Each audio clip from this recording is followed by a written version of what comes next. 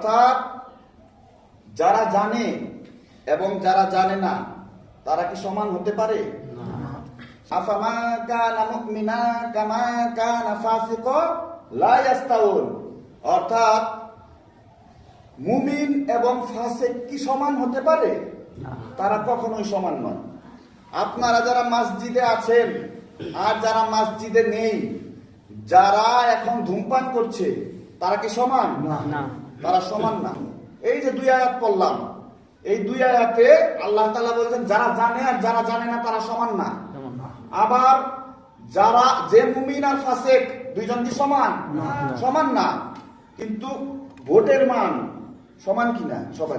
ফাসিকের ভোটের মানও যা, আপনার আমার ভোটের মানও তাই, ঠিক না? তার মানে কোরআনের বিরুদ্ধে গেছে, কোরআনের কথার বিরুদ্ধে গেছে। এই প্রক্রিয়া আরো কথা আছে। আল্লাহ তাআলা সূরা আনআমে বলেছেন, ওয়া ইন তুতি আকসার মান ফিল আরদি ইউদিল্লুকা আন সাবিলিল্লাহ। অর্থাৎ তুমি যদি অধিকাংশের মতামত গ্রহণ করো তাহলে তুমি আল্লাহর রাস্তা থেকে বিভ্রান্ত হয়ে যাবে। আল্লাহ বলছেন তার রাসূলকে অধিকাংশের মতামত গ্রহণ করা যাবে না।